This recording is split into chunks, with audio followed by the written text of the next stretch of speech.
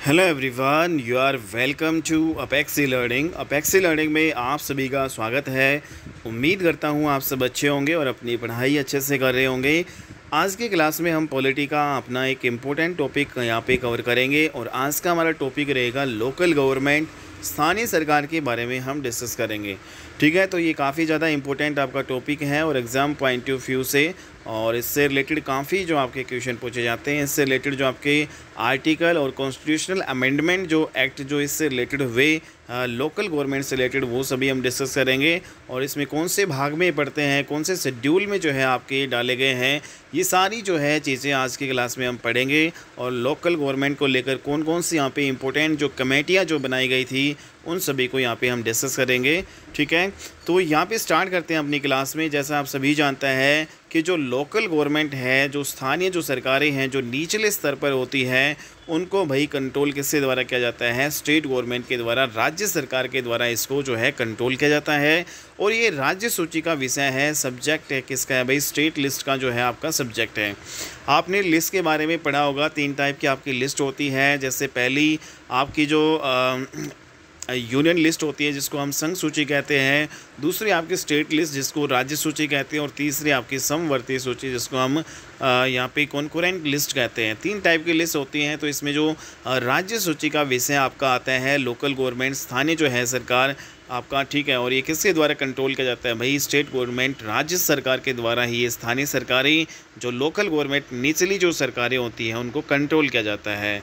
ठीक है, बात करें कि जो यहाँ पे जो लोकल गवर्नमेंट है, यहाँ पे 2 तरह को हमें देखने मिलती है। एक तो आपका ग्रामीण क्षेत्र में जिनको हम ग्रामीण स्थानीय सरकार कहते हैं, और एक शहरी क्षेत्र में जिसको हम शहरी स्थानीय सरकार यहाँ पे कहते हैं। तो इसमें जो ग्रामीण जो है स्थानीय सरकार जिसको हम रूरल लोकल गवर्नमेंट, और एक आपकी होती है अर्बन लोकल गवर्नमेंट जो कि शहरों में होती है। रूरल लोकल गवर्नमेंट आपकी कहाँ पे होती है भाई?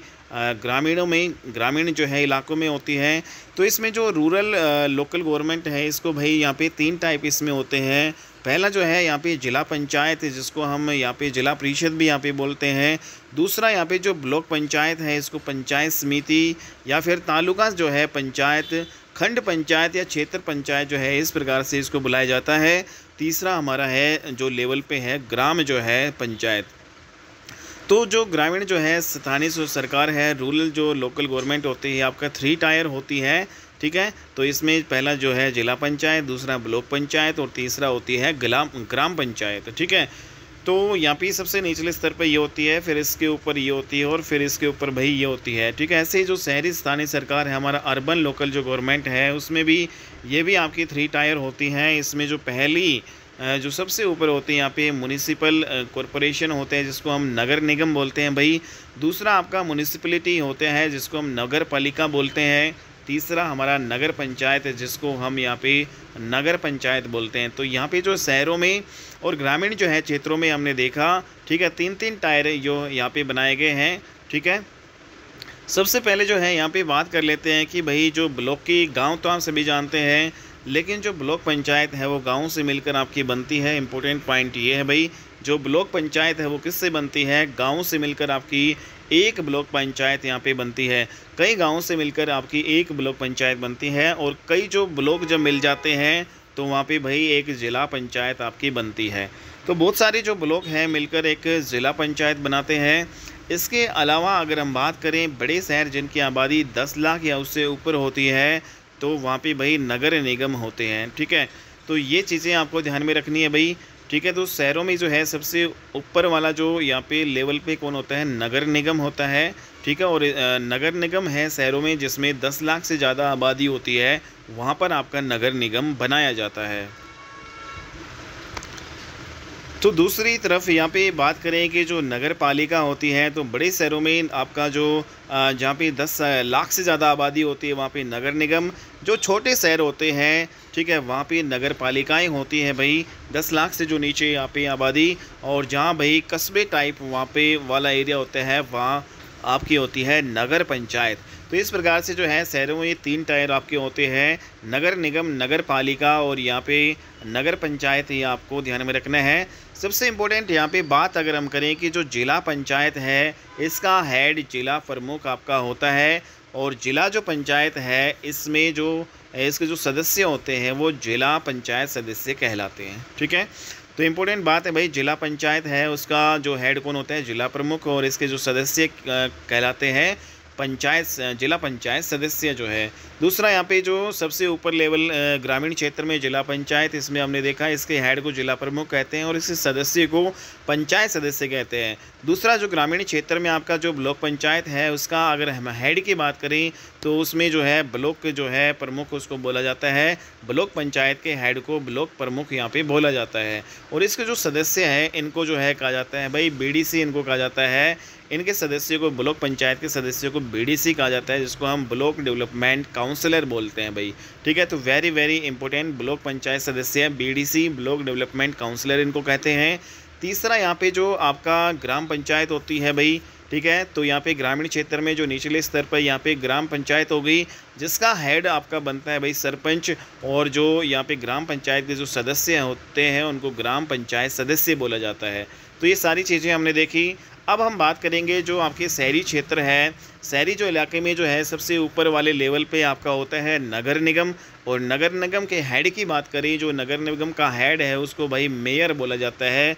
नगर निगम का हेड है उसको क्या बोला जाता है भाई, मेयर बोला जाता है, इसको महापौर हिंदी में हम कहते हैं।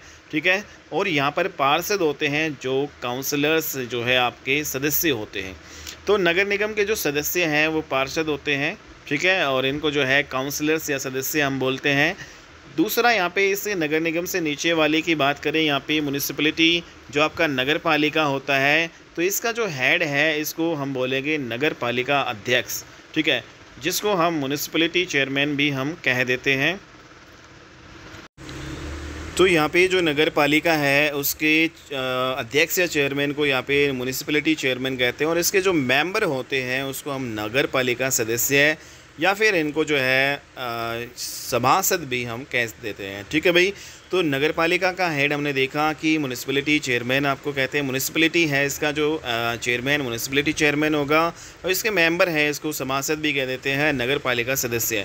इससे नीचे आपकी होती है भाई नगर पंचायत, यहाँ पे जो शहरी क्षेत्र में नगर पंचायत सबसे निचले स्तर पर, और यहाँ पे हेड जो है नगर पंचायत का भाई कौन होता है, नगर पंचायत का हेड की यहाँ पे बात करें तो यहाँ पे पंचायत जो नगर पंचायत आपका अध्यक्ष इसको बोला जाता है। ठीक है, और इसके जो मेंबर हैं सदस्य हैं इनको नगर पंचायत सदस्य बोलते हैं। तो नगर पंचायत का जो है आपका ये अध्यक्ष हो गया, जिसको नगर पंचायत चेयरमैन हम बोल देते हैं, और इसके सदस्य को नगर पंचायत सदस्य बोलते हैं। तो ये सारी चीज़ें आपको पता चल गई होगी भाई कौन यहाँ पे अध्यक्ष होता है। ठीक है, यहाँ पे इनके सदस्यों को क्या बोला जाता है, सभी यहाँ पे हमने डिस्कस कर लिया है। आगे यहाँ पे हम डिस्कस करते हैं कुछ इम्पोर्टेंट पॉइंट्स। तो जो स्थानीय सरकार के सभी सत्रों के सभी सदस्यों का जो है चुनाव वो हमेशा डायरेक्ट होता है। ठीक है, तो ये इम्पोर्टेंट पॉइंट है आपका भाई। तो इसमें जो सदस्य जो होते हैं भाई, यहाँ पे अध्यक्ष की बात नहीं की गई है। तो स्थानीय जो सरकार है, हमारी जो लोकल गवर्नमेंट है, उसके जितने भी सत्र हैं, जैसे ग्रामीण लेवल है उसमें 3 टायर है, और जो शहरी जो है उसमें भी 3 टायर है, मैंने अभी ऊपर डिस्कस किया है। तो इसमें जो सदस्य होते हैं, अध्यक्ष की यहाँ पे बात नहीं की गई है, सिर्फ और सिर्फ सदस्यों की बात की गई है। तो इनके जो सदस्य जो है, इनका जो इलेक्शन है, इनका जो चुनाव है हमेशा वो डायरेक्टली होता है, जनता के द्वारा यहाँ पे ये चुने जाते हैं, जनता वही वोटिंग करती है। ठीक है, तो डायरेक्टली इनका इलेक्शन होता है, इलेक्टेड बाय द पीपुल। ठीक है, जनता के द्वारा ये चुने जाते हैं, और ये जो है बात हमारे संविधान में यहाँ पे मेंशन है, ऐसा हमारे संविधान में भाई मेंशन है। ठीक है, लेकिन बात अगर हम करें जो जिला प्रमुख है या फिर ब्लॉक प्रमुख है, ठीक है भाई, जो आपका जो ग्रामीण क्षेत्र में बात करें कि जो एक आपका जिला प्रमुख होता है, दूसरा आपका जो ब्लॉक प्रमुख होता है। तो ये जो प्रमुख है, इनको जिला प्रमुख और जो आपका ब्लॉक प्रमुख है, इनका जो इलेक्शन है वो इनडायरेक्टली होता है, अप्रत्यक्ष होता है। ठीक है, इनका इलेक्शन क्या होता है भाई, अप्रत्यक्ष होता है। ठीक है, और जनता के द्वारा ये डायरेक्ट आपके ये नहीं चुने जाते हैं। ये चीज़ें आपको इम्पोर्टेंट यहाँ पे ध्यान रखनी है भाई। जो जिला प्रमुख और यहाँ पे ब्लॉक प्रमुख है, उनका इलेक्शन इनडायरेक्टली होता है। जिला प्रमुख की अगर हम बात करें तो ये भाई जिला पंचायत सदस्यों द्वारा चुना जाता है, और जिला पंचायत सदस्य जनता के द्वारा चुने जाते हैं। आप सभी जानते हैं, इंपॉर्टेंट पॉइंट है भाई। जिला का जो प्रमुख है, यहाँ पे जिला पंचायत के जो सदस्य होते हैं उनके द्वारा चुना जाता है, और जिला पंचायत के सदस्य इनका डायरेक्ट इलेक्शन होता है, जनता के द्वारा ये चुने जाते हैं। ठीक है। तो आपको ये ध्यान में रखना है, जिला प्रमुख जो है वो जिला पंचायत के सदस्यों द्वारा चुना जाता है। ब्लॉक प्रमुख है, ये जो है आपका किसके द्वारा चुना जाता है, तो इसका भी इलेक्शन इनडायरेक्टली होता है, अप्रत्यक्ष इसका जो है चुनाव होता है। ब्लॉक प्रमुख बनने के लिए जो है सबसे पहले यहाँ पे बीडीसी जो है बनना ज़रूरी होता है। ठीक है, यहाँ पे ब्लॉक डेवलपमेंट, यहाँ पे बीडीसी बनना होता है। ब्लॉक जो आपका है उसका सदस्य है, उनको क्या बोलते हैं, बीडीसी। तो बीडीसी बनना यहाँ पे ज़रूरी होता है। बीडीसी ये क्या होते हैं, ब्लॉक पंचायत सदस्य होते हैं। तो ब्लॉक पंचायत के जो सदस्य हैं उनको बीडीसी कहा जाता है। और जो बीडीसी होते हैं ना, इन्हीं में से ही जितने भी भाई बीडीसी होते हैं वही जो है ब्लॉक प्रमुख बनाते हैं। तो बीडीसी के द्वारा ये चुना जाता है ब्लॉक प्रमुख। तो ब्लॉक प्रमुख बनने के लिए बीडीसी जो है बनना ज़रूरी होता है, क्योंकि ये बीडीसी में से ही खड़े होते हैं और बीडीसी में से ही आपस में यहाँ पे वोट करते हैं। ठीक है, तो ये चीज़ें आपको ध्यान में रखनी है।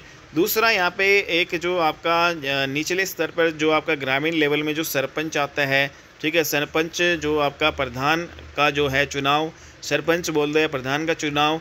और यहाँ पे जो शहरी जो है क्षेत्र में आपके जो 3 जो टायर हैं, जिसमें भाई एक आपका मेयर होता है, सबसे ऊपर नगर जो निगम है उसका अध्यक्ष मेयर होता है, जिसको हम महापौर बोलते हैं।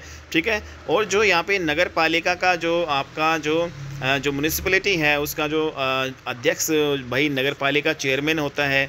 और इससे नीचे जो है शहरी क्षेत्र में भाई आपकी नगर पंचायत होती है, इसका चेयरमैन। तो ये जो 4 ऐसे हैं, इनका चुनाव जो है भाई डिपेंड करता है स्टेट गवर्नमेंट के ऊपर। ठीक है, तो इनका जो चुनाव है, इनका जो इलेक्शन किसके ऊपर डिपेंड करता है, इन चारों का जो है चुनाव इलेक्शन जो डिपेंड करता है हमारी राज्य सरकार के ऊपर भाई। ठीक है, तो ये राज्य सरकार इनका चुनाव डायरेक्ट भी करवा सकती है और इनडायरेक्ट भी करवा सकती है। ये चीज़ें आपको ध्यान में रखना है। तो ये 4 हमने यहाँ पे देखे, जो 4 हैं भाई, टोटल 6 थे, 3 ग्रामीण लेवल पे और 3 शहरी लेवल पे। ठीक है, तो इसमें जो 4 हैं भाई, एक तो आपके शहरी वाले तीनों और एक यहाँ पे निचले स्तर पे जो ग्रामीण में जो पंचायत जो ग्राम पंचायत है उसका प्रमुख है, सरपंच होता है, या प्रधान जो है उसको हम कह सकते हैं, ग्राम का प्रधान सरपंच। ठीक है, और यहाँ पे ये जो चारों हैं, इनका जो इलेक्शन है राज्य सरकार के ऊपर डिपेंड करता है। ये इन चारों का इलेक्शन डायरेक्टली भी करवा सकती है, डायरेक्टली मतलब यहाँ पे जनता के द्वारा भी चुनाव करवाया जा सकता है, और दूसरा यहाँ पे इनडायरेक्टली भी करवाया जा सकता है, अप्रत्यक्ष जो है भी इन जो है का चुनाव मतलब यहाँ पे करवाया जा सकता है। ठीक है, बाकी जो आपके 4 + 2 यहाँ पे 6, एक आपका ऊपर जो ब्लॉक प्रमुख आपका बच गया। ठीक है, बीडीसी हमने पढ़ा था, और दूसरा यहाँ पे हमने पढ़ा था जिला प्रमुख। ये जो 2 हैं, इनका जो इलेक्शन है भाई वो इनडायरेक्टली होता है। ठीक है, ये आपको ध्यान में रखना है। ठीक है, तो ये सारी चीज़ें हमने देख ली भाई, इनका इलेक्शन किस प्रकार से होता है। तो हमने यहाँ पे देखा कि पूरे देश में गाँव के प्रधान जो है, सरपंच का चुनाव हर जगह डायरेक्ट ही होते हैं। हालांकि जो सरपंच का जो चुनाव है भाई, जितने भी विलेजेस हैं वहाँ पे जो सरपंच का जो चुनाव है डायरेक्ट जनता के द्वारा जो है यहाँ पे होता है। बट अगर कोई राज्य सरकार ये चाहे कि भाई इन चुनाव को इनडायरेक्ट जो है करवाना है, तो राज्य सरकार के ऊपर भाई डिपेंड होता है, वो सरपंच का जो चुनाव है वो इनडायरेक्टली अप्रत्यक्ष रूप से भी करवा सकती है। यानी कि ग्राम पंचायत सदस्यों में से किसी एक को जो है सरपंच वो बना सकती है। और आप सभी जानते हैं कि ग्राम पंचायत के जो सदस्य हैं वो जनता के द्वारा चुने जाते हैं। अब ग्राम पंचायत के सदस्य चुन लिए, तो यहाँ पे उन्हीं सदस्यों में से किसी एक को सरपंच यहाँ पे जो है बनाया जा सकता है। तो इस प्रकार से हम कह सकते हैं कि जो आपका सरपंच होता है, जो गाँव का जो प्रधान होता है, ठीक है, जो ग्राम पंचायत का जो अध्यक्ष होता है सरपंच, उसका जो इलेक्शन इनडायरेक्टली और डायरेक्टली यहाँ पे दोनों तरीके से यहाँ पे हो सकता है। ठीक है, क्योंकि ये राज्य सरकार के ऊपर डिपेंड करता है, और हमारे संविधान में ये आपका राज्य सरकारों को छूट दी गई है। ठीक है, तो राज्य सरकार ऐसा कर सकती है, ये छूट यहाँ पे दी गई है। तो स्थानीय सरकार के सभी सत्रों के सभी सदस्यों का जो चुनाव हमेशा जो है डायरेक्टली होता है, ये संविधान में आपका वर्णित है। एक इम्पोर्टेंट पॉइंट आपका ये भी है भाई, जो सदस्य हैं भाई, हमने 6 लेवल पढ़े, 3 ग्रामीण वाले और 3 यहाँ पे शहरी वाले। ठीक है, उन 6 लेवल में जो सदस्य होते हैं भाई, जो प्रमुख की यहाँ पे बात नहीं हो रही है, यहाँ पे सदस्यों की बात हो रही है। स्थानीय सरकार के जो लोकल गवर्नमेंट होते हैं उसके सभी सत्रों के सभी सदस्यों का जो चुनाव है वो हमेशा और हमेशा डायरेक्टली होता है। डायरेक्टली का मतलब प्रत्यक्ष रूप से जनता के द्वारा यहाँ पे ये चुने जाते हैं, ऐसा हमारे संविधान में यहाँ पे वर्णित है। ठीक है, नेक्स्ट यहाँ पे अगर हम बात करें, जब हमारा संविधान बना तब हमारे संविधान में केवल आर्टिकल नंबर 40 था। ठीक है। तो हमारा संविधान जब बना तो आर्टिकल नंबर 40 था, जिसमें लिखा था कि भाई ग्राम पंचायतों का गठन, ठीक है, तो ग्राम पंचायतों का गठन होना चाहिए। ऐसा हमारे जो है आर्टिकल नंबर 40 में मेंशन था जब हमारा संविधान बना। और यहाँ पे इसमें ये भी लिखा था कि भाई राज्य के नीति निर्देशक तत्वों में जो है यहाँ पे इनको रखा गया, ठीक है। तो राज्य के नीति निर्देशक जो सिद्धांत, मतलब क्योंकि आप सभी जानते हैं कि जो लोकल गवर्नमेंट है वो राज्य सरकार का आपका विषय है, इनको भाई डीपीएसपी में रखा गया। लोकल जो गवर्नमेंट को डीपीएसपी में आर्टिकल नंबर जो है 40 में जो है इनको रखा गया जब हमारा संविधान बना। लेकिन बाद में फिर जो है क्या हुआ कि हमने 73वां और 74वां संविधान संशोधन कर दिया, ठीक है भाई। 73वां और 74वां संविधान संशोधन अधिनियम क्या जो है 73वां और 74वां कॉन्स्टिट्यूशनल अमेंडमेंट एक्ट हमने किया, ठीक है। और ये हमने कब किया? 1993 में किया, ठीक है। कॉन्स्टिट्यूशनल अमेंडमेंट एक्ट जो है इसको बोलते हैं CAA। और ये हमने भाई 73वां और 74वां दोनों जो है कब किया भाई? 1993 में किया। 73वां संविधान संशोधन अधिनियम 1993 हमने जो है ग्रामीण क्षेत्र में जो आपका स्थानीय सरकार है उससे रिलेटेड है, और 74वां संविधान संशोधन अधिनियम जो आपका शहरी जो है स्थानीय सरकार से आपका रिलेटेड है, ठीक है। तो इनको हमने जो है संविधान संशोधन अधिनियम किया, और जो स्थानीय जो सरकार है उसको संवैधानिक अधिकार हमने दे दिया 1993 में। तो इम्पोर्टेंट बात ये है कि भाई जो स्थानीय जो सरकार है उसको हमने संवैधानिक जो है अधिकार कब दिया भाई? 1993 में दिया। 73वां और 74वां जो है संविधान संशोधन करके इनको संवैधानिक जो है यहाँ पे अधिकार दे दिया गया, ठीक है। तो ये सारी जो है चीज़ें हमने की। तो हमारे संविधान में इनको लेकर दो तरह के प्रोविजंस यहाँ पे बनाए गए। एक जो प्रोविज़न भाई की परमानेंट वाला, और एक आपका नॉन परमानेंट वाला, ठीक है। तो परमानेंट प्रोविज़न है वो दिए गए हैं, वो तो भाई फिक्स होते हैं। तो दो प्रकार के यहाँ पे जो लोकल गवर्नमेंट में प्रोविज़न बनाए, एक तो परमानेंट प्रोविज़न होंगे भाई, एक मतलब जो परमानेंट है जिसको चेंज नहीं किया जा सकता है ऐसे उपबंध बनाए गए। एक जिनका जो है नॉन परमानेंट जो आपके प्रोविज़न बनाए गए, जो राज्य सरकार के ऊपर यहाँ पे छोड़ दिए गए। भाई राज्य सरकार चाहे तो वो इन जो है में बदलाव कर सकती है। बात करेंगे जो परमानेंट जो प्रोविजंस हैं वो हमारे कौन कौन से यहाँ पे किए गए वो हम देखते हैं। तो जो परमानेंट प्रोविज़न दिए गए वो फिक्स आपके होते हैं। जैसे कि परमानेंट प्रोविजंस में महिलाओं का जो है 33% का आरक्षण जो है का प्रावधान इसमें कर दिया गया कि भाई लोकल गवर्नमेंट है उसमें महिलाओं को 33% का रिजर्वेशन आपको यहाँ पे दिया जाएगा। और दूसरा यहाँ पे परमानेंट प्रोविज़न ये किया गया कि भाई 5 साल में जो है हर 5 साल में चुनाव होंगे, ये भी परमानेंट किया गया, इसको भी चेंज नहीं किया जा सकता। हर 5 साल में लोकल गवर्नमेंट के आपके ये चुनाव होंगे, 33% रिजर्वेशन महिलाओं को दिया जाएगा कम से कम, ठीक है। लोकल गवर्नमेंट का कोई भी चुनाव लड़ेगा उसकी मिनिमम एज जो है 21 साल यहाँ पे होगी। तो ये भी यहाँ पे प्रोविज़न किया गया कि भाई 21 जो है साल यहाँ पे मिनिमम होगी, इसमें कोई भी आपका बदलाव नहीं होगा। अगर यहाँ पे होगा तो संविधान संशोधन करके ही होगा, ठीक है भाई। 21 साल जो है मिनिमम एज होगी भाई चुनाव लड़ने के लिए। इससे ज़्यादा या फिर इससे कम होगा तो उसके लिए हमें क्या करना पड़ेगा? संविधान संशोधन जो है करके उसमें बदलाव करना पड़ेगा। दूसरा यहाँ पे नॉन परमानेंट जो है प्रोविज़न, जो भाई यहाँ पे परमानेंट नहीं है, ऐसे उपबंध भाई ये राज्य सरकार के ऊपर डिपेंड करते हैं, ठीक है। और ये अधिकार राज्य सरकारों को दिया गया, राज्य सरकार चाहे तो इनमें बदलाव कर सकती है। जैसे for example non permanent provision यहाँ पे कौन कौन से यहाँ पे किए जा सकते हैं। पहला अगर हम बात करें कि भाई कितने गाँवों को मिलाकर, कितने लीगल वोटर को मिलाकर एक ग्राम पंचायत बनेगी, ये जो है यहाँ पे सरकार के ऊपर डिपेंड है, राज्य सरकार के ऊपर डिपेंड है कि भाई कितने गाँवों को मिलाकर एक ग्राम पंचायत बनेगी, ठीक है। कितने लीगल वोटर होंगे एक ग्राम पंचायत में, तो ये सारा जो है सब कुछ तय करेगी वहाँ की राज्य सरकार। जिस भी स्टेट में यहाँ पे है तो उसी स्टेट के यहाँ पे राज्य सरकार के ऊपर ये डिपेंड होगा। दूसरा यहाँ पे कितने गाँवों को मिलाकर एक यहाँ पे ब्लॉक पंचायत बनेगी, ठीक है। तो यहाँ पे आप सभी जानते हैं कि बहुत सारे जो गांव मिलकर एक ब्लॉक पंचायत बनाते हैं, तो यहाँ पे कितने गांव मिलेंगे कि एक ब्लॉक पंचायत बनेगी, तो ये भी राज्य सरकार के ऊपर डिपेंड करेगा वो कितने जो है करना चाहती है। तो ये सारे आपके नॉन परमानेंट प्रोविजंस थे। नेक्स्ट यहाँ पे बात करें कि डेवलपमेंट ऑफ लोकल गवर्नमेंट, स्थानीय सरकार का जो है विकास किस प्रकार से हमारा हुआ, ठीक है। तो ये हम देख लेते हैं। तो सबसे इम्पोर्टेंट बात आती है कि भाई जो पहला म्युनिसिपल जो है कॉरपोरेशन आपका जो है सबसे पहला जो है म्युनिसिपल कॉरपोरेशन जो आपका भाई मद्रास में बना 1687 में आपका ये बना था। वेरी वेरी इंपॉर्टेंट क्वेश्चन है भाई। सबसे पहला म्युनिसिपल कॉरपोरेशन कहाँ पे बना था भाई? मद्रास में। कब बना था? 1687 में। नेक्स्ट यहाँ पे जो फर्स्ट म्युनिसिपल जो कॉरपोरेशन है, यहाँ पे जो लॉर्ड रिपन वाइसराय जो है यहाँ पे उस टाइम थे भाई, इनको भाई father of local government in India. तो भारत में जो है स्थानीय स्वशासन का जो जनक है वो किसे कहा जाता है भाई? लॉर्ड रिपन को कहा जाता है। और ये क्वेश्चन जो है आपका काफ़ी बार जो है एग्ज़ाम में आता है भाई। लॉर्ड रिपन भारतीय जो है यहाँ पे लोकल गवर्नमेंट, भारतीय या फिर स्थानीय स्वशासन का जो है जनक किसे कहा जाता है? लॉर्ड रिपन को। 1879 से 84 के दौरान आपके ये थे हमारे वाइसराय भारत के। और दूसरा यहाँ पे क्वेश्चन की बात करें कि फर्स्ट म्युनिसिपल जो कॉरपोरेशन है वो मद्रास में आपकी बनी थी 1687 में। तो लॉर्ड रिपन के समय के ही शासनकाल में फर्स्ट टाइम लोकल गवर्नमेंट को लेकर एक यहाँ पे कानून बनाया गया था भाई।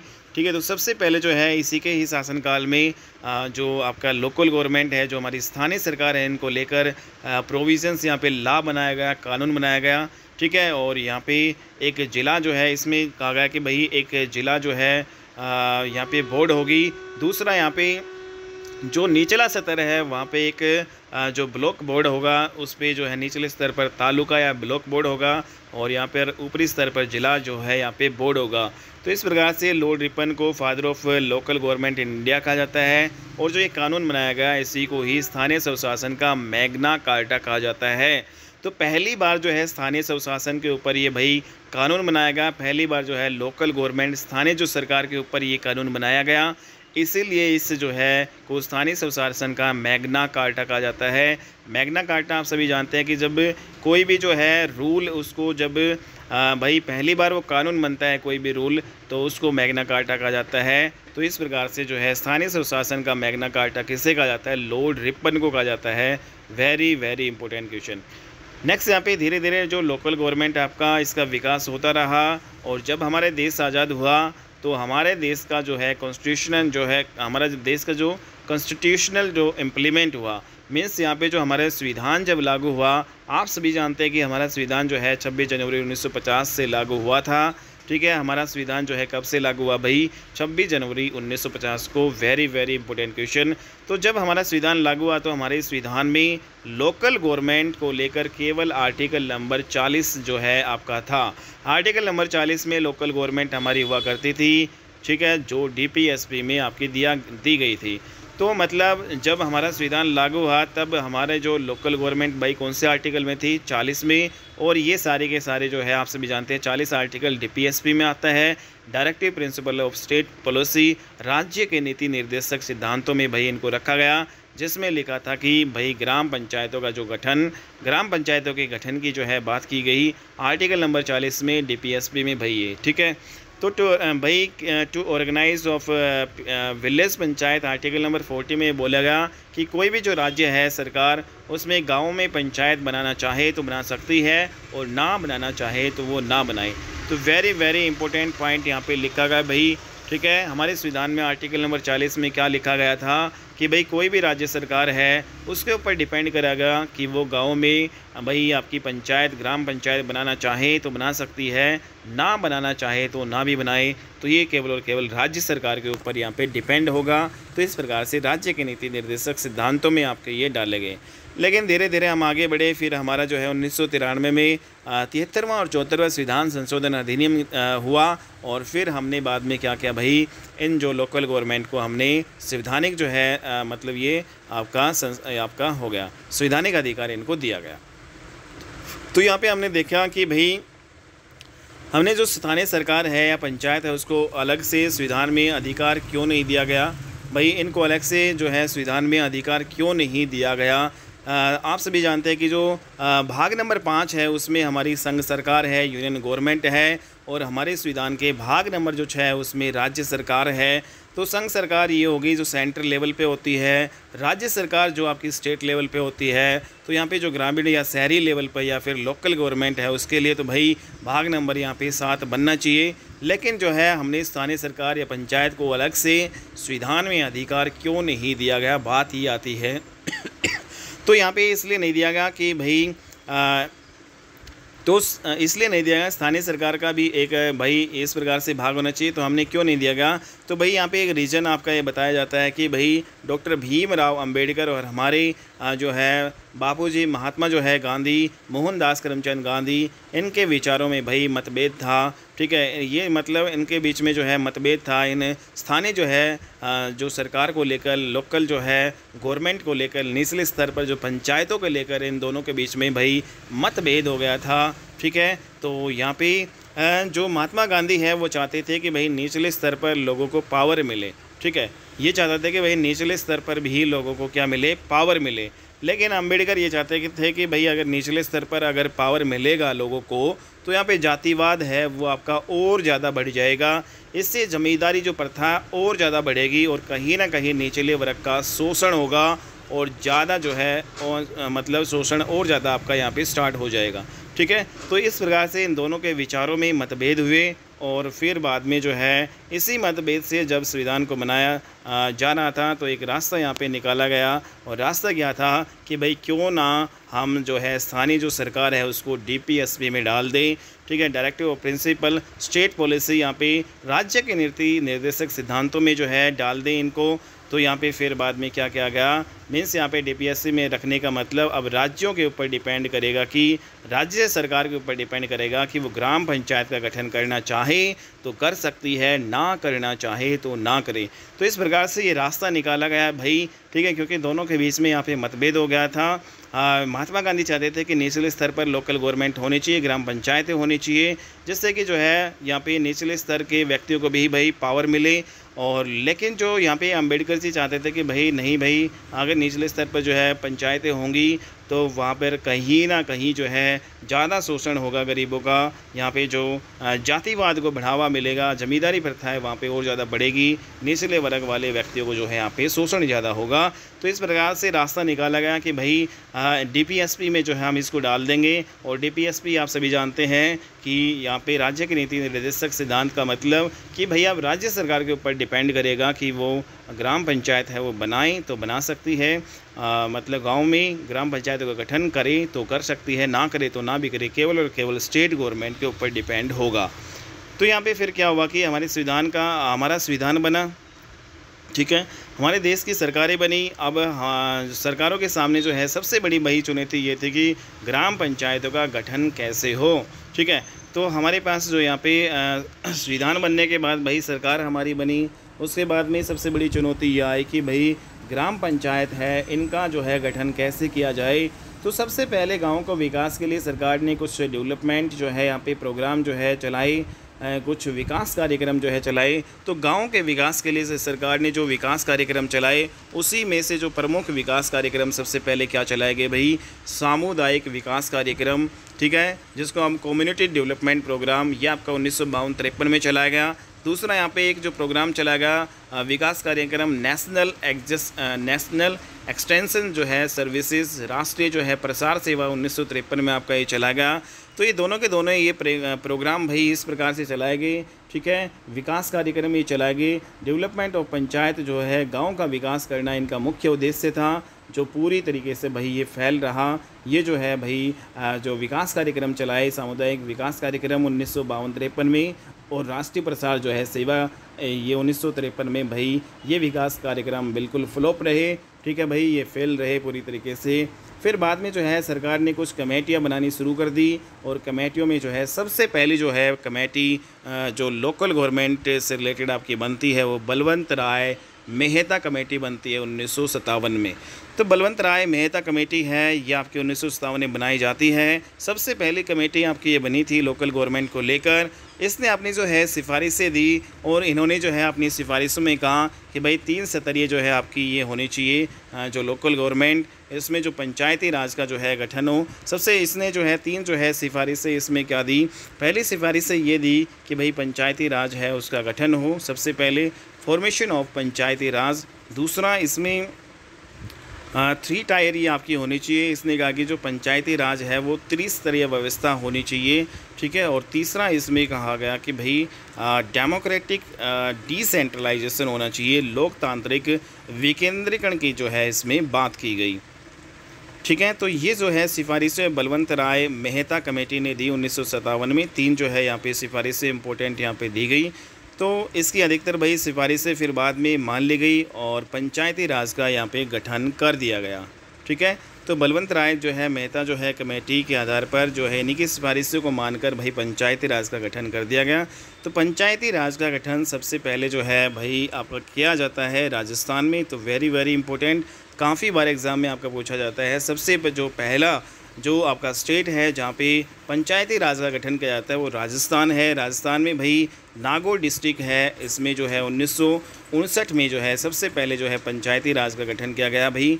और इसका उद्घाटन जो है हुआ था भाई 2 अक्टूबर 1959 को। तो 2 अक्टूबर 1959 को सबसे पहले जो है पंचायती राज का गठन भाई राजस्थान से होता है, नागौर डिस्ट्रिक्ट से। 2 अक्टूबर 1959 को पंडित जवाहरलाल नेहरू ने जो है इसका उद्घाटन किया।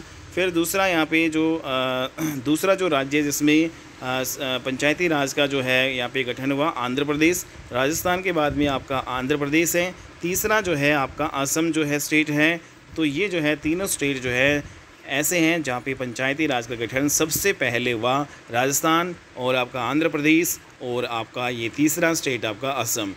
तो यहाँ पे जो है लोकतांत्रिक विकेंद्रीकरण की बात की गई कि भाई पंचायत है, पंचायती राज का गठन हुआ और लोकतांत्रिक विकेंद्रीकरण के कारण ही पंचायती राज का यहाँ पे गठन हो पाया। तो यहाँ पे विकेंद्रीकरण जो है का मतलब क्या होता है भाई, विकेंद्रीकरण को हम इंग्लिश में डिसेंट्रलाइजेशन बोलते हैं। इसका मतलब क्या होता है, ये सेंट्रलाइजेशन का जस्ट आपका उल्टा है। सेंट्रलाइजेशन में क्या होता है भाई, पावर है वो एक ही जगह केंद्रित हो जाती है, मतलब एक व्यक्ति के हाथ में ही पावर होती है, उसको हम बोलते हैं सेंट्रलाइजेशन। डिसेंट्रलाइजेशन जैसे इसका उल्टा है। ठीक है भाई, सबको मौका यहाँ पे मिलता है पावर का। तो लेकिन डिसेंट्रलाइजेशन है उसमें पावर को परमानेंटली निचले स्तर पर डेलीकेट यहाँ पे कर दिया जाता है, इसी को हम डिसेंट्रलाइजेशन यहाँ पे बोलते हैं। तो हमने देखा कि जो पंचायती राज है उसमें 29 विषय आपके आते हैं। तो वेरी वेरी इंपॉर्टेंट है भाई पॉइंट, ये आपका 29 विषय इसमें आते हैं और हमारे 11वीं अनुसूची में जो है ये विषय दिए गए हैं। तो पंचायती राज में 29 विषय हैं जो 11वीं अनुसूची 11th शेड्यूल में दिए गए हैं। आर्टिकल नंबर जो है 243 का W, इसमें पंचायती राज के विषयों की बात की गई है। ठीक है। तो आर्टिकल 243 का W है, उसमें क्या है, उसमें पंचायती राज है उसके विषय उनकी बात की गई है। भाई कितने विषय हैं, 29 विषय हैं। और कौन से शेड्यूल में है भाई, 11वीं शेड्यूल में, 11वीं अनुसूची में। तो इन जो 29 विषयों में कौन कौन से अधिकार पंचायतों को दिए जाएंगे, ये भाई राज्य सरकार के ऊपर डिपेंड करता है। इसका मतलब ये डिसेंट्रलाइजेशन आपका हुआ। ठीक है। तो यहाँ पे स्थानीय सरकार के लोगों को पावर यहाँ पे दी जा रही है, ये आपका डिसेंट्रलाइजेशन हुआ। गांव जब सरपंच बनेगा कोई व्यक्ति, तो उसको कोई ना कोई यहाँ पे पावर दी जाएगी। तो ये पावर राज्य सरकार ने दी भाई सरपंच को। ठीक है। तो इस प्रकार से जो ये पावर है राज्य सरकार ने भाई सरपंच को डेलीगेट कर दी। ठीक है। तो क्योंकि वो अपने निचले स्तर पर जो है डिसीजन मेकिंग का अधिकार रखता है, तो इसी को ही हमें एक प्रकार से भाई डिसेंट्रलाइजेशन, विकेंद्रीकरण जो है यहाँ पे हम कहते हैं। तो लोकतांत्रिक का मतलब क्या होता है भाई, आप यहाँ पे देखते हो। तो लोकतांत्रिक पावर को जब जैसे फॉर एग्जांपल की अगर हम बात करें, जो सरपंच को जैसे पावर मिली और उसी गांव के व्यक्ति को मिली। ठीक है। उसी गांव के व्यक्ति को मिली, क्योंकि सरपंच हमेशा उसी गांव का बनेगा, दूसरे गांव का यहाँ पे नहीं बनेगा। ठीक है। तो यहाँ पे इसको हम कहेंगे। तो लोकल गवर्नमेंट में खास बात ये होती है कि जो भी व्यक्ति जिसका निर्वाचन क्षेत्र से, जिस निर्वाचन क्षेत्र से वो खड़ा होता है, उस निर्वाचन क्षेत्र का वह लीगल वोटर होना चाहिए। ठीक है। तो भाई जिस निर्वाचन क्षेत्र से वो खड़ा होगा उसी निर्वाचन क्षेत्र से वो लीगल वोटर होना चाहिए। ठीक है। ऐसा लोकल गवर्नमेंट की यहाँ पे जो है विशेषता है। हालांकि जो है ये विशेषता आपकी MP of Lok Sabha and MP of Rajya Sabha में नहीं है। लोकसभा और राज्यसभा के जो सदस्य होते हैं उनके लिए यहाँ पे ये नहीं है, ये इंडिया के चाहे किसी भी कोने के हो। ठीक है भाई। जैसे आपने देखा होगा लोकसभा जो है के जो सदस्य हैं, जैसे भाई नरेंद्र मोदी है, वो आपके भाई कहाँ से हैं, जैसे राहुल गांधी है वो आपके भाई मतलब उस है, मतलब रहने वाले वो कहीं के हैं और जो लड़ते हैं वो कहीं पे हैं। तो मतलब किसी भी लोकसभा सीट से वो लड़ सकते हैं। ऐसा ही राज्यसभा के जो सदस्य है वो किसी भी लोकसभा जो है सीट से लड़ सकते हैं, किसी भी स्टेट की। तो तो इसमें जो है ये कहा गया कि लेकिन भारत का वो लीगल वोटर होना चाहिए और ये इंडिया के किसी भी कॉन्स्टिट्यूशन से खड़े हो सकते हैं, जबकि लोकल गवर्नमेंट में आपका ऐसा नहीं होता है। ठीक है, तो आपने ये देखा होगा लोकल गवर्नमेंट है उसमें ऐसा नहीं होता है। लोकल गवर्नमेंट में भाई जिस क्षेत्र का है वो उसी क्षेत्र का वो लीगल वोटर होना चाहिए, जबकि ऐसा जो यहाँ पे जो एमपी ऑफ लोकसभा और एमपी ऑफ राज्यसभा में ऐसा नहीं होता है। तो यहाँ पे हमने देखा जो मेयर पद के लिए खड़ा होता है तो वह उसी शहर का उसी नगर निगम का लीगल वोटर होना चाहिए। जैसे मेयर पद के लिए कोई खड़ा हुआ तो वो उसी शहर का होना चाहिए और उसी शहर का जो है या फिर उसी नगर निगम का वो लीगल वोटर भी होना चाहिए। ऐसा नहीं है कि वो दूसरे शहर का है। ठीक है, तो यहाँ पे हमने देखा लोकतांत्रिक विकेंद्रीकरण का मतलब आपका यही होता है कि भाई गांव के सरपंच को पावर मिली, ये आपका विकेंद्रीकरण हुआ, और उसी गांव के व्यक्ति को मिली, ये आपका लोकतांत्रिक आपका हुआ। ठीक है, तो ये आपका होता है लोकतांत्रिक विकेंद्रीकरण। नेक्स्ट यहाँ पे क्योंकि स्थानीय सरकार की सबसे बड़ी बात यह होती है कि जन की भागीदारी, तभी तो विकेंद्रीकरण यहाँ पे कामयाब हुआ। तो ये हमने देख लिया। पहली जो है हमने बलवंत राय मेहता जो है कमेटी पढ़ी। दूसरी आपकी जो है पंचायती राज से ही रिलेटेड आपका अशोक मेहता कमेटी, इसने भाई द्विस्तरीय व्यवस्था जो है की बात की, 2 टायर सिस्टम बताया इसने। बलवंत राय मेहता कमेटी ने कहा भाई जो पंचायतें हैं वो 3 जो है सतर पे होने चाहिए। इसने 2 सतर पे बताई, एक जिला सतर पे जो है ज़िले में बताई, दूसरा इसने मंडल जो है सतर पे यहाँ पे बताई, मंडल स्तर पे मंडल पंचायत बताई। तो यहाँ पे आपने देखा कि जो ब्लॉक या ग्राम को जो है समाप्त कर मंडल पंचायत बनाना चाहिए। इसने ऐसा कहा कि भाई जो ब्लॉक या ग्राम है उसको ख़त्म कर देना चाहिए और मंडल जो है पंचायत बनानी चाहिए। इस व्यवस्था को नहीं माना गया और अशोक मेहता की जो है इसको जो है फॉलो यहाँ पे नहीं किया गया। तीसरी यहाँ पे समिति जीवी राव जो है जीवक राव कमेटी यहाँ पे बनाएगी पंचायती राज से रिलेटेड। इसने जिला पंचायत पर ज़्यादा फोकस किया। 1985 में आपकी ये आई थी। ठीक है भाई, फिर आपकी एलएम सिंघवी कमेटी 1986 बनी। इसमें रिकमेंडेशन यहाँ पे दी गई कि भाई पंचायती राज स्थानीय सरकार को संवैधानिक अधिकार मिले। ठीक है, जो पंचायती राज हैं उसको जो है संवैधानिक अधिकार मिले। दूसरा यहाँ पर जो वोमेन जो आपका SC ST है उसको जो भाई रिजर्वेशन मिले, जो वोमेन है SC ST है उसको रिजर्वेशन मिले। इस कमेटी को भाई आपका बाद में जो है फॉलो किया गया और स्थानीय सरकार को संवैधानिक अधिकार दिया गया और स्पेशल अलग से इसका जो है यहाँ पे पार्ट यहाँ पे बना दिया गया। तो एलएम सिंघवी समिति जो है इसको फॉलो किया गया 1986 में और इसमें जो है भाई वोमेन SC ST को आरक्षण जो है यहाँ पे दिया गया। तो ये सारी चीज़ें यहाँ पे फॉलो की गई। तो एलएम सिंघवी जो है कमेटी की ही रिकमेंडेशन के आधार पर 73वां और 74वां संविधान संशोधन 1993 में किया गया।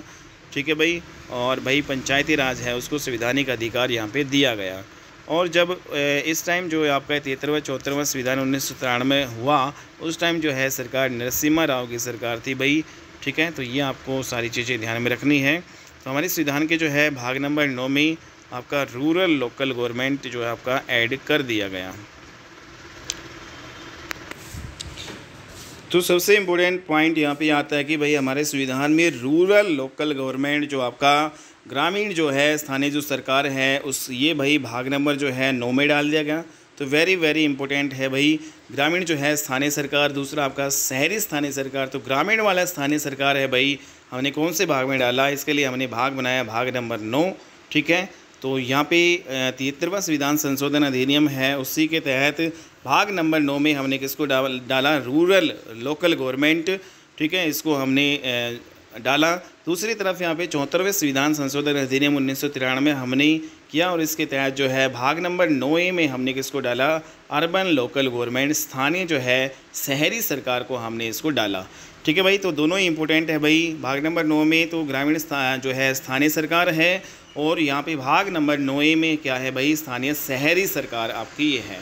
ठीक है, और जो ग्रामीण जो है स्थानीय सरकार रूरल लोकल गवर्नमेंट ये 73वां संविधान संशोधन अधिनियम 1993 में किया गया और जबकि जो है स्थानीय शहरी सरकार के लिए हमने 74वां संविधान संशोधन अधिनियम 1993 में किया। बात इनके आर्टिकल की करें तो भाई जो ग्रामीण स्थानीय जो सरकार है उसका आर्टिकल 243 से लेकर 243 का ओ तक है। इसमें कुल मिलाकर भाई आपकी टोटल 16 आर्टिकल है। ठीक है। ओ आपका 15 तक आता है, 15 तो ये हो गए, और प्लस में 243 वाला एक 16 आर्टिकल आपके ये हो गए। ठीक है। तो जो आपका रूरल लोकल गवर्नमेंट है उसमें टोटल कितने आर्टिकल हैं, उसमें टोटल 16 आर्टिकल हैं। कौन कौन से भाई? 243, 243 ए, 243 बी, 243 सी, 243 डी, इस प्रकार से 243 ओ तक आपके ये चलेंगे। ठीक है। और इसमें जो है जो आपका 11वीं अनुसूची है उसको ऐड कर दिया गया, जिसमें 29 विषय इसमें डाले गए। ठीक है। जो पावर ऑफ पंचायत से आपके रिलेटेड हैं। तो इन 29 विषयों पर जो है किसकी पावर है भाई? यहाँ पे जो पंचायत जो है की पावर दी गई है 29 विषयों में। तो जो आपका रूरल लोकल गवर्नमेंट है वो कौन सी अनुसूची, कौन से शेड्यूल में आपकी भाई ऐड की गई, कौन से शेड्यूल में डाला गया, इसको अनुसूची नंबर 11वीं में डाला गया। तो ये सारे इंपॉर्टेंट पॉइंट आपको ध्यान में रखने हैं भाई। ठीक है। तो इसमें जो दूसरा अगर हम बात करें 74वां संविधान संशोधन अधिनियम 1973 के तहत हमने भाग नंबर 9 में अर्बन लोकल जो है गवर्नमेंट, स्थानीय जो है सरकार को हमने डाला। ठीक है। और इसको म्यूनिसिपैलिटी भी हम कहते हैं भाई। ठीक है। तो म्यूनिसिपैलिटी जो है जो इससे रिलेटेड जो आपके आर्टिकल हैं वो कौन से हैं भाई? जैसे ओ तक तो ये हैं, ओ के बाद में पी से यहाँ से स्टार्ट हो जाएगा। तो 243 पी, 245 क्यू, 245 सॉरी यहाँ पे 243 पी, 243 क्यू, 243 आर, और इस प्रकार से 243 जेड। फिर आगे चलेंगे 243 Z A, 243 Z B, 243 Z C, 243 Z D, 243 Z E, 243 Z F और 243 जेड जी। तो यहाँ तक जो है कुल मिलाकर जो है ये सारे काउंट करेंगे तो 18 आर्टिकल बनेंगे। तो जो भाई जो आपका यहाँ पे अर्बन लोकल गवर्नमेंट है उसमें टोटल कितने आर्टिकल हैं? 18 आर्टिकल हैं। और इसी जो है कॉन्स्टिट्यूशनल अमेंडमेंट एक्ट के थ्रू हमने 12वीं अनुसूची जो है में इसको जो है ऐड किया गया। तो भाई 11वीं अनुसूची में तो आपका जो ग्रामीण स्थानीय जो है सरकार आती है, और 12वीं अनुसूची में आपका जो है शहरी स्थानीय जो है सरकार आपकी आती है। जो आपकी म्यूनिसिपैलिटी से रिलेटेड हो इसमें जो है कुल मिलाकर 18 विषय हैं। ठीक है। जबकि ग्रामीण वाले में कितने भाई? 29 विषय हैं। तो इन 18 विषय पर जो है पावर भाई इस म्यूनिसिपैलिटी जो है उसको दी गई, और इन जो 29 विषय पर जो है पंचायतों को यहाँ पे पावर दी गई। ठीक है। तो ये सारे इंपॉर्टेंट जो है पॉइंट आपके एग्जाम पॉइंट ऑफ व्यू से बात करें हम 74वां संविधान संशोधन अधिनियम 1993 जो कि भाग नंबर 9 में आपका आता है। आपने अभी देखा होगा कि शहरी स्थानीय जो है सरकार से रिलेटेड 74वां संविधान संशोधन अधिनियम जो है भाग नंबर 9 है, इसको म्यूनिसिपैलिटी जो है भी कहते हैं भाई। और आर्टिकल जो है 243 पी से लेकर 243 जेड जी तक जाता है। कुल मिलाकर इसमें 18 आर्टिकल आपके आते हैं।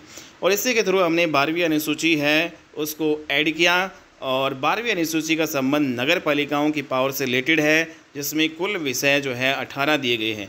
तो 12वीं अनुसूची में कुल मिलाकर जो है नगर पालिकाओं से रिलेटेड कितने जो है विषय हैं, कितने सब्जेक्ट हैं भाई? 18 जो है विषय, इसमें 18 विषयों पर जो है नगर जो है पालिकाओं की पावर है। नेक्स्ट यहाँ पे 73वें संविधान संशोधन अधिनियम जो है 1993, आप सभी जानते हैं कि ग्रामीण स्थानीय जो है सरकार इसमें आती है, और आर्टिकल नंबर 243 से 243 ओ तक 16 आर्टिकल इसमें कुल मिलाकर आते हैं। आर्टिकल नंबर 243 हैं। अब सभी वही आर्टिकल की हम यहाँ पे बात करेंगे, जो मेन मुख्य रूप से आर्टिकल हैं उनको डिस्कस करेंगे। ठीक है। जैसे आर्टिकल 243 है, इसमें क्या है? इसमें डेफिनेशन ऑफ पंचायत की बात की गई है। भाई पंचायत है उसकी परिभाषा क्या होगी ये दी गई है। आर्टिकल नंबर 243 का क्लोज ए है, इसमें ग्राम सभा की बात की गई है। ठीक है। तो वेरी इंपॉर्टेंट भाई, किसी भी गांव में लीगल वोटर जो होते हैं उनसे मिलकर आपकी ग्राम सभा बनती है। तो ग्राम सभा क्या होती है? किसी गांव में जो लीगल वोटर जो विधिक मतदाता होते हैं, ठीक है, जो मतलब सही मतदाता होते हैं, फ्रॉड नहीं होने चाहिए, जो लीगल वोटर होते हैं उससे मिलकर ग्राम सभा बनती है। आर्टिकल नंबर 243 का क्लोज ए में ग्राम सभा दी गई है। ग्राम पंचायत की बात करें तो आप सभी जानते हैं कि ग्राम पंचायत है, इसका जो अध्यक्ष सरपंच होता है, ग्राम पंचायत के जो मेंबर होते हैं, ग्राम पंचायत के जो सदस्य होते हैं, उनको ग्राम जो है सभा के जो है सदस्य हम कहते हैं। ठीक है। तो ग्राम पंचायत जो है आपके सदस्य को ग्राम पंचायत सदस्य कहते हैं, और ये भी ग्राम सभा के सदस्य आपके होते हैं। तो ग्राम सभा के सदस्य होते हैं भाई सरपंच और ग्राम पंचायत के सदस्य। ठीक है। दोनों ही मतलब सारे ये ग्राम सभा के सदस्य होते हैं। तो जितनी ग्राम सभा होगी उतनी ही आपकी ग्राम पंचायत आपकी बनेगी। तो ये इम्पोर्टेंट पॉइंट है। तो यहाँ पे हमने देखा कि ग्राम सभा है वो कितने वोट पर बनती है, तो ये जो है किसके ऊपर डिपेंड करता है कि भाई कोई भी ग्राम सभा है वो कितने वोट पर कितने उसमें लीगल वोटर होने चाहिए। तो ये डिपेंड करता है भाई राज्य सरकार के ऊपर। ये तय कौन करेगा? राज्य सरकार हमारी जो है स्टेट गवर्नमेंट तय करती है कि भाई कोई भी ग्राम सभा है उसमें कितने लीगल वोटर होने चाहिए। इसी प्रकार जो है आर्टिकल नंबर 243 का जो बी है, तो आर्टिकल नंबर 243 का बी, इसमें कॉन्स्टिट्यूशन जो है गठन की बात की गई है। तो किस किस के गठन की बात की गई इसमें? भाई जिला पंचायत के गठन की बात करता है, ये ब्लॉक पंचायत के गठन की बात करता है और ग्राम पंचायत के गठन की बात करता है। तो आर्टिकल नंबर 243 का बी जो है इनके गठन की बात करता है। ब्लॉक पंचायत आप सभी जानते हैं कि ब्लॉक पंचायत बनने के लिए 20 लाख जो है यहाँ से ऊपर की आबादी यहाँ पे होनी चाहिए, ठीक है। और इसमें जो आर्टिकल की अगर हम बात करें 243 का क्लोज नंबर जो है सी, इसमें क्या दिया गया है? तो वेरी इंपॉर्टेंट आर्टिकल है। तो पंचायतों के कंपोजिशन, पंचायतों की जो संरचना है उसकी बात की गई है आर्टिकल नंबर 243 का क्लोज नंबर सी में। इम्पोर्टेंट आर्टिकल हमारा 243 का क्लोज नंबर आई भी है। तो इसमें क्या है? इसमें राज्य वित्त आयोग की बात की गई है। और भाई जो स्टेट फाइनेंस जो कमीशन होता है, राज्य वित्त आयोग, इसके जो अध्यक्ष होते हैं, इसके जो चेयरमैन होते हैं, इसकी नियुक्ति कौन करता है? भाई राज्यपाल करता है। इसको हटाएगा कौन? तो राज्य वित्त आयोग है, इसको हटाने का काम करता है भाई राज्यपाल। इसको नियुक्ति जो है कौन करता है? राज्य वित्त आयोग के अध्यक्ष की नियुक्ति राज्यपाल करता है, हमारे गवर्नर करते हैं। और जो राज्य वित्त आयोग है उसका कार्यकाल जो है, उसका टेन्योर 5 साल का आपका ये होगा, ठीक है। तो ये सारी चीज़ें आर्टिकल नंबर 243 का जो है क्लोज नंबर आई में दी गई है। नेक्स्ट यहाँ पे जो राज्य वित्त आयोग का जो काम क्या होगा, स्टेट फाइनेंस जो कमीशन है उसका काम क्या होगा? यहाँ पे राज्य और स्थानीय सरकार के बीच में करों के बंटवारों से संबंधित यहाँ पे सिफारिश करना। भाई जो राज्य है और जो हमारी लोकल गवर्नमेंट है, इन दोनों के बीच में जो टैक्सेस है उनके बंटवारे की जो है सिफारिश करने का काम कौन करता है? राज्य वित्त आयोग करता है, स्टेट का फाइनेंस कमीशन करता है। साथ में जो है ये व्यवस्था बनाता है कि किस प्रकार से स्थानीय सरकार जो है करों का कलेक्शन कर सकती है, जो टैक्सेस है उसका कलेक्शन किस प्रकार से जो है मतलब स्थानीय सरकार, लोकल गवर्नमेंट कर सकती है। ऐसी व्यवस्था जो है बनाना, ऐसी प्लानिंग जो बनाना किसका काम है? भाई राज्य वित्त आयोग का यहाँ पे काम है। इसके अलावा कौन कौन से नए नए जो है टैक्सेस लगाए जा सकते हैं, ये सारे जो है काम ये राज्य वित्त आयोग के होते हैं भाई। नेक्स्ट आर्टिकल अगर हम यहाँ पे देखें, आर्टिकल नंबर 243 का जो क्लोज नंबर डी है, इसमें क्या है? इसमें आरक्षण जो है की बात की गई है भाई। इसमें आरक्षण की बात की गई है, जैसे वुमेन जो है को भाई 1/3 जो है आरक्षण यहाँ पे 33% का आरक्षण यहाँ पे दिया जाएगा लोकल गवर्नमेंट में, ऐसी बात की गई है आर्टिकल नंबर 243 का क्लोज नंबर डी में। भाई इसमें ये भी कहा गया कि अगर कोई राज्य सरकार चाहे तो यह 50% जो है तक भी आपका रिजर्वेशन जो है कर सकती है, राज्य सरकार के ऊपर डिपेंड है। लेकिन मिनिमम जो है रिजर्वेशन 33% जो है महिलाओं के लिए लोकल गवर्नमेंट में आपका होगा ही होगा। और ये जो है आगे जो है बढ़ा भी सकती है कोई भी स्टेट, ये स्टेट के ऊपर डिपेंड करेगा। तो यहाँ पे हमने देखा यूपी में जो है जो आपका 33% महिलाओं के लिए रिजर्वेशन है। मैक्सिमम जो है यहाँ पे जो रिजर्वेशन यहाँ पे जो 50% तक जो रिजर्वेशन जो है कौन कौन से स्टेट में है? तो इसमें जो एमपी है, जैसे छत्तीसगढ़, बिहार, झारखंड, राजस्थान, हिमाचल प्रदेश, केरला, उत्तराखंड, पंजाब और इसके अलावा त्रिपुरा, महाराष्ट्र, उड़ीसा, इन सभी में जो लोकल गवर्नमेंट में जो रिजर्वेशन दिया गया है महिलाओं को भाई 33% से ज़्यादा है, 50% तक यहाँ पे महिलाओं को रिजर्वेशन यहाँ पे दिया गया है। इसमें बात करें कि जो SC ST है उसको जो इसके रिजर्वेशन की बात करें तो SC ST का जो रिजर्वेशन ये आपका पॉपुलेशन, जनसंख्या के आधार पर यहाँ पे तय होता है।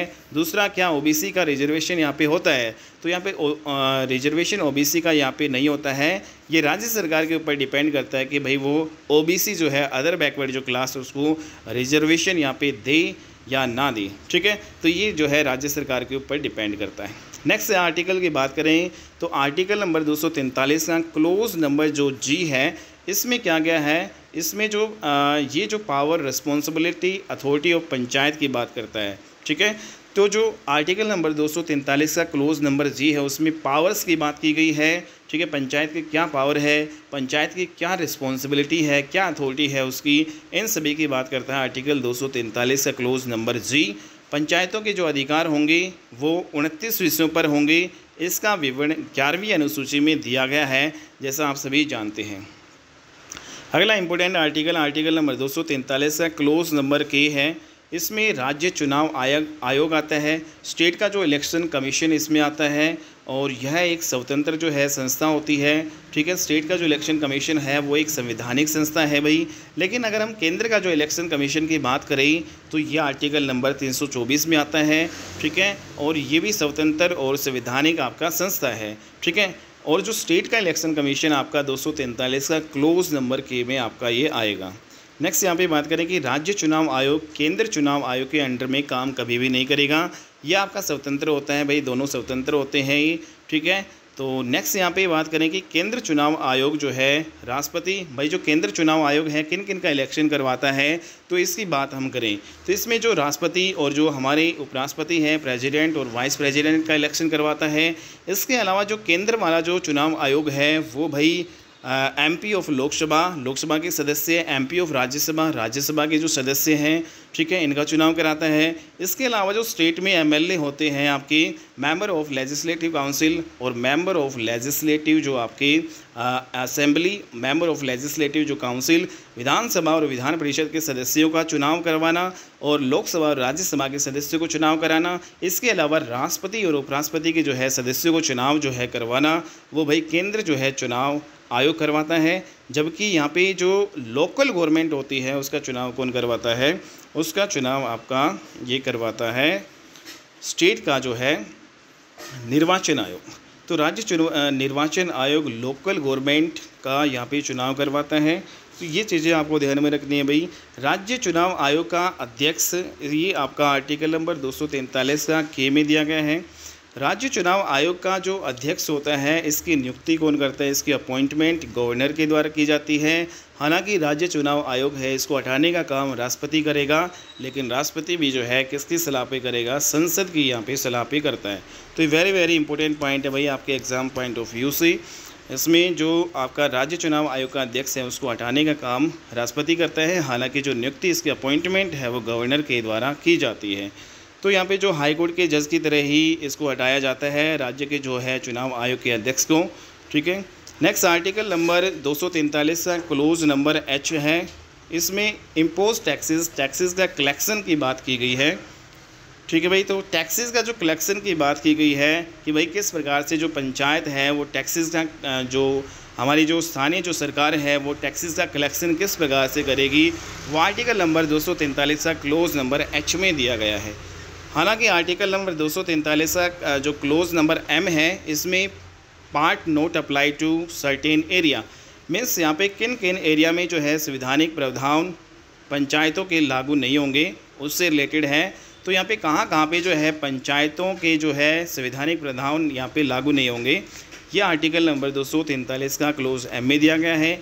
जैसे यहाँ पे नागालैंड है, मेघालय, मिजोरम, दार्जिलिंग के जो पर्वत एरिया है, मणिपुर के जो हिल्स एरिया हैं, इसके अलावा जो हमारी 5वीं अनुसूची में जो अनुसूचित क्षेत्र आपके आते हैं और 6ठी अनुसूची में जो जनजातीय क्षेत्र हैं इनसे रिलेटेड, और इसके अलावा अरुणाचल प्रदेश वहाँ पर यहाँ पे जो सुप्रीम कोर्ट यहाँ पे जो एससी का जो आरक्षण यहाँ पे लागू नहीं होगा। ठीक है भाई, तो एससी का आरक्षण यहाँ पे इन जगह पे यहाँ पे लागू नहीं होगा। ठीक है, ये सारी जो है चीज़ें यहाँ पे दी गई हैं।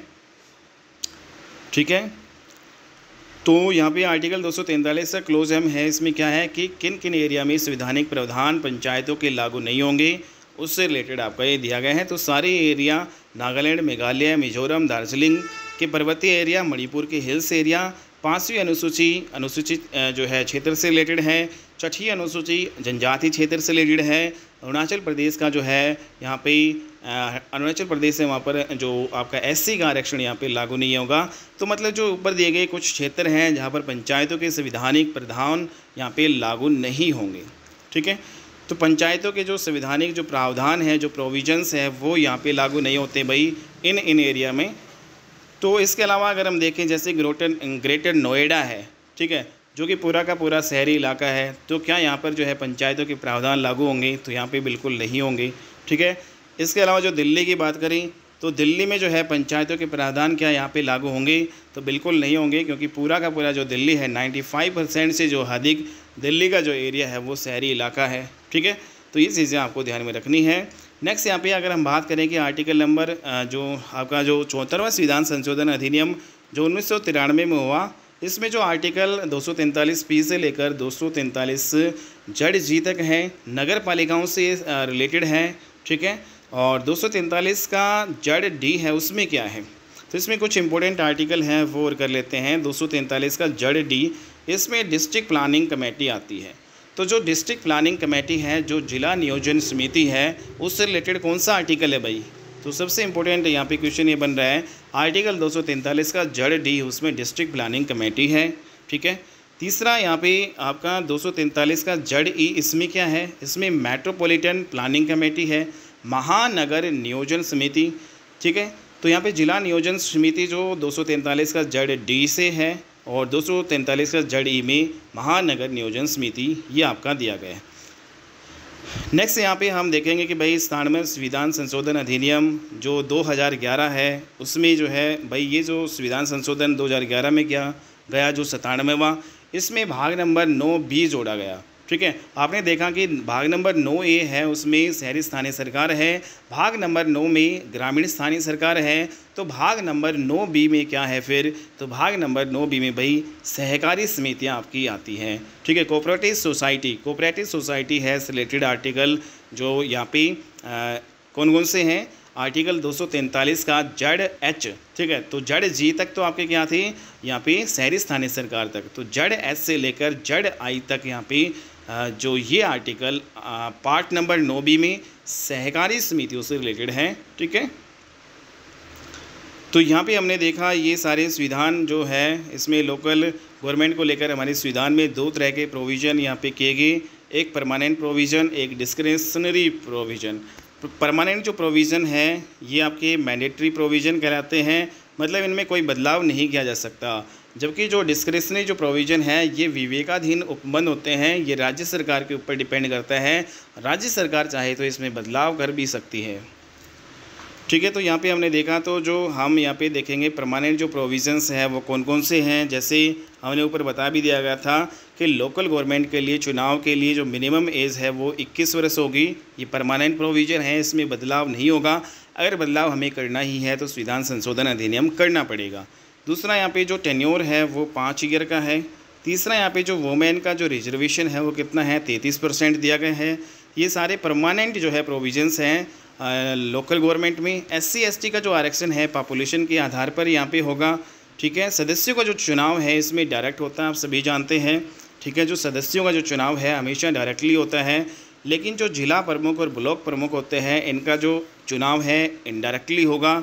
राज्य वित्त आयोग एक जो है स्थानीय सरकार के लिए होगा और राज्य निर्वाचन आयोग भी इनके लिए एक होगा, ठीक है। तो ये सारे जो है क्या है भाई परमानेंट प्रोविजंस है। नॉन परमानेंट में हमने देखे डिस्क्रिशनरी जो प्रोविज़न विवेकाधीन जो प्रोविजंस हैं राज्य सरकार के ऊपर डिपेंड है। जैसे भाई जो मेयर है, ठीक है, जो मेयर है, ठीक है भाई। तो यहाँ पे हमने देखा जो मेयर है, जो आपका शहरी जो है क्षेत्र में सबसे ऊपर लेवल पे मेयर हो गया, नगर पालिका अध्यक्ष आपका हो गया और नगर पंचायत अध्यक्ष हो गया और यहाँ पे सरपंच। ये जो है चारों ऐसे हैं, इनका चुनाव राज्य सरकार के ऊपर डिपेंड करता है। राज्य सरकार इनका चुनाव डायरेक्टली भी करवा सकती है और इनडायरेक्टली भी करवा सकती है, ठीक है। दूसरा हमने यहाँ पे देखा वुमेन का रिजर्वेशन, इनमें जो आपका जो शहरी जो है स्थानीय सरकार उसमें 50% यहाँ पे दिया गया है, ठीक है। 50% कोई राज्य सरकार करना चाहे तो कर सकती है, ना करना चाहे तो यहाँ पे भाई ना भी करें, ठीक है। वुमेन के लिए रिजर्वेशन 50% का यहाँ पे दिया गया है और ये सारे नॉन परमानेंट है भाई, ठीक है। और इम्पोज टैक्स है, कोई राज्य सरकार टैक्स ज़्यादा तो कोई कम यहाँ पे लगाती है, तो ये सारी जो है आपके हैं, ठीक है। डिस्क्रिशनरी जो प्रोविजंस यहाँ पे हमने देख लिए।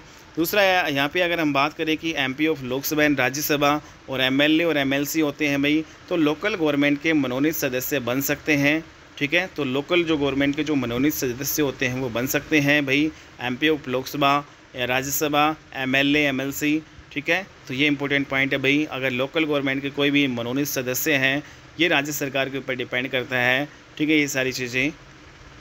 नेक्स्ट यहाँ पे हमने देखा कि 11वीं अनुसूची है, उसमें 29 विषय हैं जो कि आपकी जो ग्रामीण स्थानीय सरकार से रिलेटेड है। 12वीं अनुसूची ये आपकी शहरी स्थानीय सरकार से रिलेटेड है, इसमें 18 विषय हैं। कौन कौन से स्थानीय जो है सरकार को यहाँ पे दिए जाएंगे, ये भी जो है राज्य सरकार के ऊपर डिपेंड किया गया है। ठीक है, तो ये सारी चीज़ें आपको ऑलरेडी बता दी गई है। तो ये पंचायतों के अध्यक्ष होते हैं या सदस्य होते हैं या नगर निगम नगर पालिका के अध्यक्ष या सदस्य हैं, भाई इनको जो है कैसे हटाया जाएगा ये भी राज्य सरकार के ऊपर डिपेंड करता है। ठीक है, तो जो अध्यक्ष होते हैं, जो सदस्य होते हैं या फिर नगर निगम नगर पालिका के जो अध्यक्ष सदस्य होते हैं, भाई इनको कैसे हटाया जाएगा, तो ये किसके ऊपर डिपेंड करता है? राज्य सरकार के ऊपर डिपेंड करता है। हमारे संविधान में कोई यहाँ पे स्पष्टीकरण जो है इनका यहाँ पे नहीं दिया गया है। ठीक है, इनको हटाने की बात करें तो ये राज्य सरकार के ऊपर डिपेंड करता है, वो भाई कोई भी प्रोविज़न बना के यहाँ पे उनको हटा सकती है। तीसरा यहाँ पे एक इम्पोर्टेंट जो है चीज़ आती है भाई, पीसा एक्ट। पीसा एक्ट जो है ये आपका 1996 में आया भाई, और ये आपका जो panchayat extension to schedule act. तो जो अनुसूचित क्षेत्र में पंचायतों के लिए इसको लाया गया। ठीक है, अनुसूचित जो क्षेत्र हैं वहाँ पे पंचायतों के लिए लाया गया पीसा एक्ट 1996। तो भूरिया आयोग की सिफारिश पर जो है इसको लाया गया था। तो इम्पोर्टेंट है भाई, यहाँ पे पीसा एक्ट भूरिया आयोग की सिफारिश पे लाया गया था, अनुसूचित क्षेत्र में पंचायतों के लिए लाया गया था। शेड्यूल ट्राइब के जो पारंपरिक जो कानून, उनके सामाजिक धार्मिक रीति रिवाज परंपराएं, इनको जो है बचाया जा सके, इसलिए जो है ये आपका पीसा एक्ट 1996 भाई लाया गया था। ठीक है, तो 10 राज्यों में जो आपका ये लागू है भाई, पीसा एक्ट 1996 में लाया गया था। ये पीसा एक्ट 1996 वाला 10 राज्यों में लागू है। तो वहाँ के जो संसाधन, वहाँ के प्रबंधन, वन खनिज, उन पर जो है उनका कैसा अधिकार होगा, इसके लिए भाई पीसा एक्ट यहाँ पे लाया गया।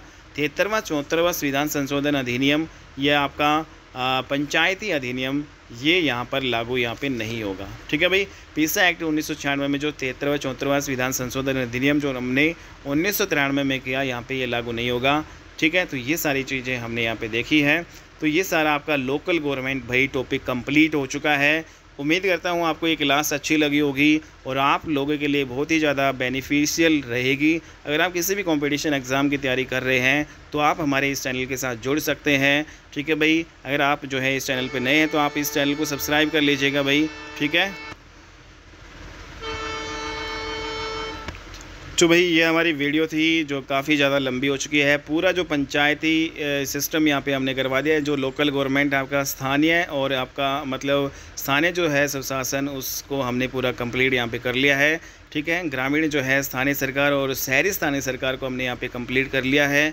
उम्मीद करता हूँ आपको ये क्लास अच्छी लगी होगी। अगर आपको अच्छी लगी तो प्लीज़ इसको लाइक कीजिएगा, ज़्यादा से ज़्यादा शेयर कीजिएगा। अगर आप हमारे चैनल पे नए हो तो चैनल को सब्सक्राइब करना मत भूलिएगा। ठीक है भाई, और अगर आप किसी भी कंपटीशन एग्ज़ाम की तैयारी कर रहे हो, ठीक है, तो आप हमारे इस चैनल के साथ जुड़ सकते हो। यहाँ पे आपको कंटेंट बिल्कुल ज़बरदस्त लेवल का मिलता है। ओके बाय, मिलते हैं हम अपनी नेक्स्ट वीडियो में।